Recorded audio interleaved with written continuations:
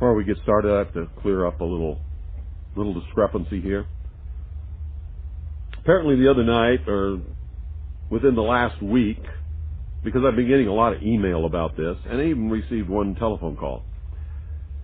Apparently somebody called the Alex Jones broadcast and asked him why he didn't have me on the air, or asked him something about me. Alex Jones said he had me on the air once before, several years ago, and had to cut me off the air because of the foul language that I used. So on the air tonight, I'm going to tell you, Alex Jones, you are a bold-faced, miserable, stinking little coward liar. Anybody that comes up here and tries to encroach upon my rights or take away the protection of the Constitution from me and my family is going to get a bullet. And that's just the way it is. They've stepped on their dicks this time. No matter what they do, they lose, and they know it. Because if they make a martyr out of William Cooper... Now, let me say that again so there's no mistake about it. You can all tell Alex Jones that I said this, and I suspect he's listening because he does. Alex Jones, you are a bold-faced, stinking, rotten little coward liar. They've stepped on their dicks this time. No matter what they do, they lose, and they know it. They've stepped on their dicks. They've stepped on their dicks. They've stepped on their dicks. I was only on the Alex Jones show one time.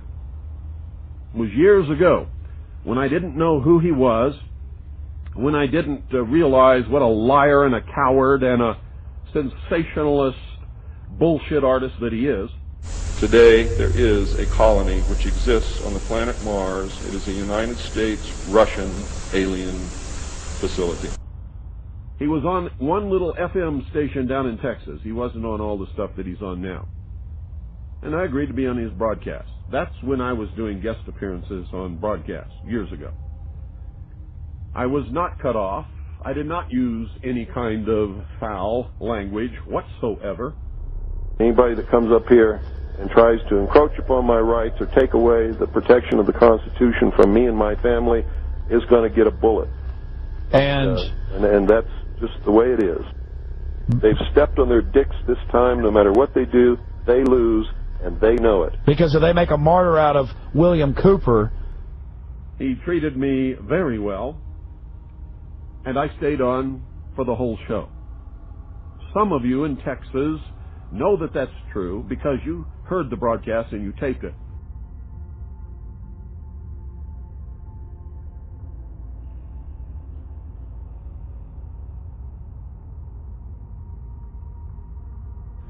Later, when I found out who Alex Jones was and what he was doing to the truth, and what a cowardly liar and sensationalist he really is. There are areas in the moon where plant life grows and even changes color with the seasons. And this seasonal effect is because the moon does not, as claimed, always present the exact same side to the Earth or the Sun.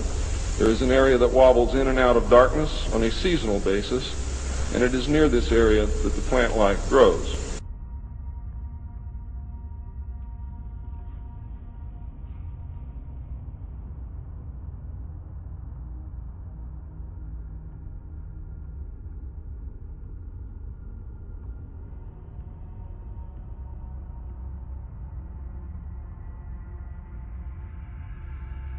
Every time he called me after that, I have always refused to appear on his broadcast. Absolutely refused to lend him any credibility whatsoever by appearing on his broadcast.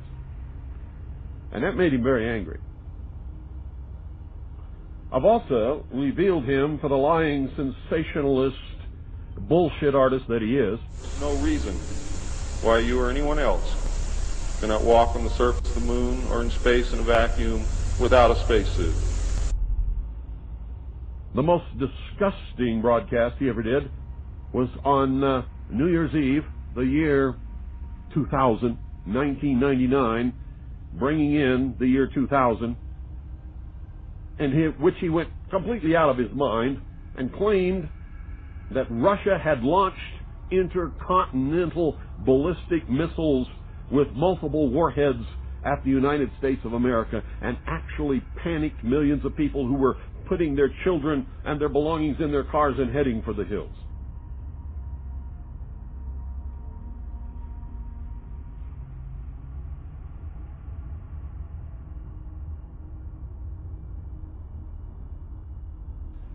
Nobody has to lie about me, Alex Jones. So I suggest that the next time somebody calls your broadcast and asks them about me, you tell the truth. There's lots of truth that you can tell about me. But don't ever lie on me, buddy, because I'll chop you off at your ankles. I will chew you up. I will spit you out for the lying, stinking, rotten little coward that you are. And be successful. And if you should not be successful, don't give up. Attack and attack and attack and attack and attack until he's laying, bleeding on the ground and cannot ever get up again. What you just heard is the voice of Milton William Cooper, Bill Cooper to his followers. My name is Douglas Dean, and I agree with his statement. When you're confronted with an enemy who is all set to kill you, survival facing imminent death is the name of the game. The trouble with Cooper's statement is that he believes everyone is his enemy. He trusts no one. Has stated this in his lectures, and his past record shows his continuous onslaught and attack against anyone who gets in his way. The list is long. Michael Callan and I made the mistake of trying to help Cooper get his message across in a big way where it would do the most good.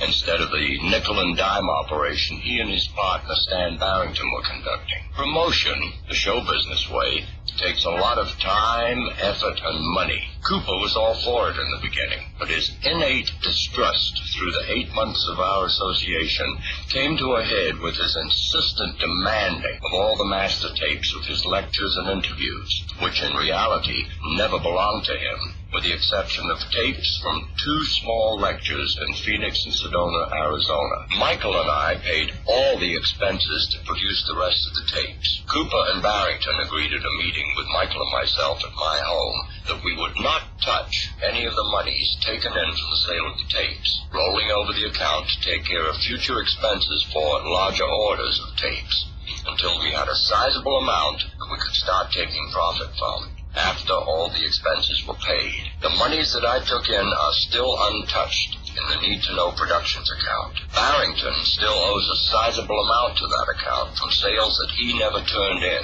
Michael had 3 big lectures set up for Cooper, which he still doesn't know about. But Cooper's greed for the instant buck and demands for the master tapes gave Michael an uneasy feeling, which kept him from finalizing the deals that he was setting up. We are both more than happy that he didn't make those commitments.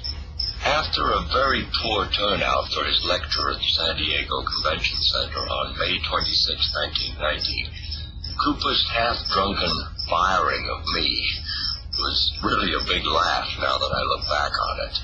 I didn't then, and never had, worked for him.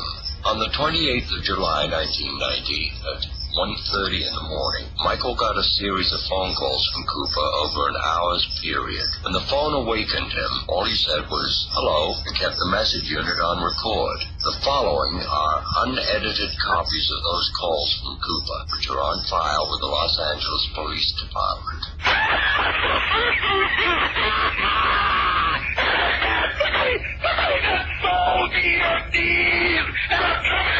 I'm trying to get those thieves, man. I'm gonna make them motherfucking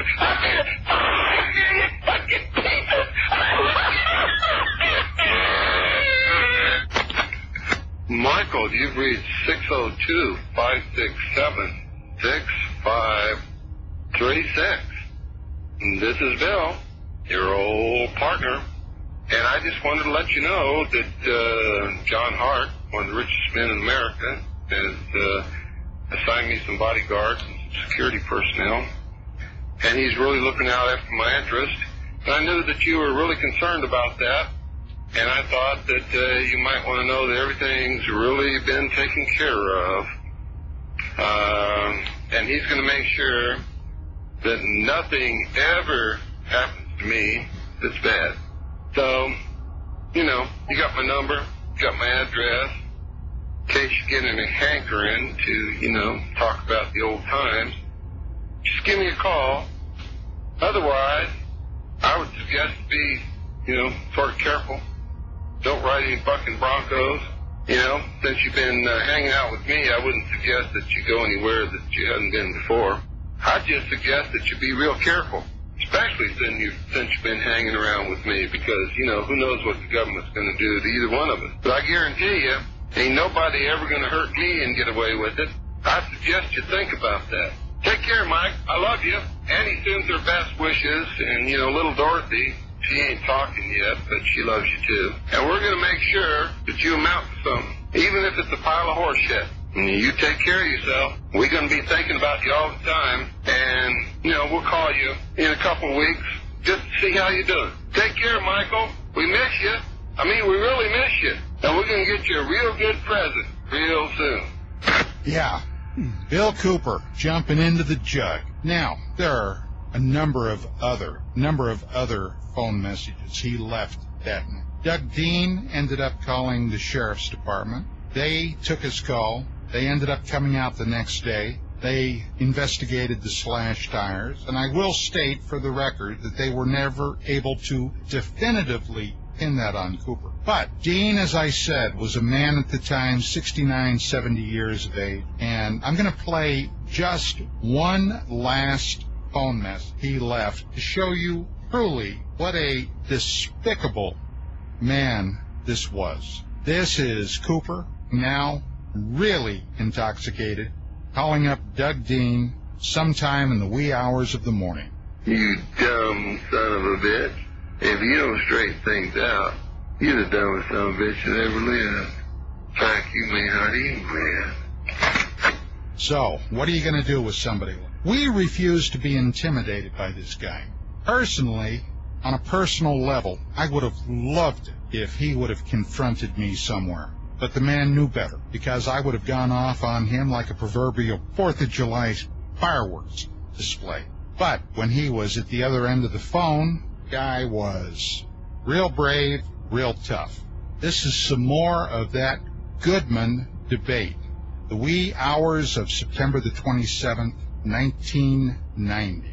What is that? I think the facts are that the reason the people wanted... tell the truth or doesn't he? It's cut and dry. Okay, but Don, I think with the mail that I received, I just want you to know what they wanted to know. They wanted to know if, in fact, you were telling the truth in the magazine or Bill Cooper's Well, if I'm not telling the truth, then it's very simple. Cooper can sue me, right, and we'll go to court. That's what a lot of the mail also. Bill, are you in the process of suing them? Well, if you'd gotten my newsletter number 6, you would have seen that because of what UFO Magazine has done, I now have more speaking engagements than I've ever had in my life. Well, that's a nice issue number 6, I encourage Vicki Cooper and Don Eckert to continue, because now people who never heard my name before want me to come and talk in their town. Now, that's my point, Billy. But that's not still in Las Vegas, and I tried to go on head-to-head with Mr. Cooper, and he stated that he already had a legal suit filed. Right. Now, I rest wait a minute. I called Billy Goodman back and told him that I would be willing to go on with you that Saturday. That's right. Billy said that you were then not willing. Well, then he didn't tell you the truth, because I tried to call him 3 times that week to find out. I never said he was not willing. I never said that, Bill Cooper. No, I never said he was not. Misunderstood you. Yeah, I called you back. I never. I said I would see what would happen. I was supposed to hear from him,